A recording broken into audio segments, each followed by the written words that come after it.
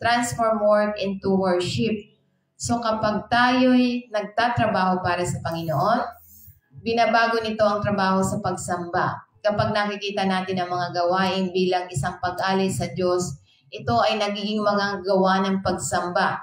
So kapag yung ating ginagawa, inaalay natin sa Panginoon, ito yung inaalay natin sa pamamagitan ng gawa ng pagsamba kapag inaalay natin ang lahat ng ating ginagawa. So ibig sabihin, ang pananaw na ito ay nag-aangat sa ating trabaho ng higit pa sa pagtugon sa mga deadline or nakalulugod na mga boss. Ito ay isang pagkakataon ng pangparangalan ng Diyos sa bawat detalye ng ating buhay. So kaya nga tulad na lamang sa halimbawa ni Jezebel. So ito ay sinasabi na sa Exodus chapter 31 verse 2 to 5. Nabasahin niyo na lamang po, ito yung si Bezalel ay napuspos ng Espiritu ng Diyos upang gumawa ng masalimuot na disenyo ng tabernakulo. So isang gawain ng higit pa sa pagkakayari.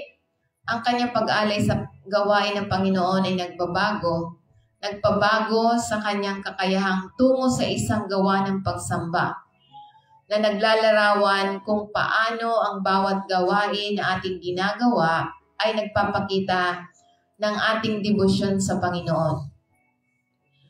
Kaya nga sinasabi niya sa banal na kasulatan, sabi niya sa 1 Corinthians chapter 10 verse 31, so whether you eat or drink or whether you do it all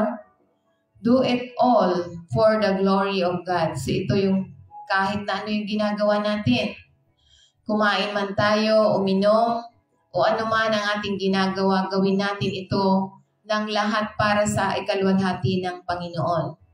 So kaya nga dito'y sinasabi na banal na kasulatan na binibigyan diin ang kahalagahan ng pagluwalhati sa Diyos sa bawat aspeto ng ating buhay.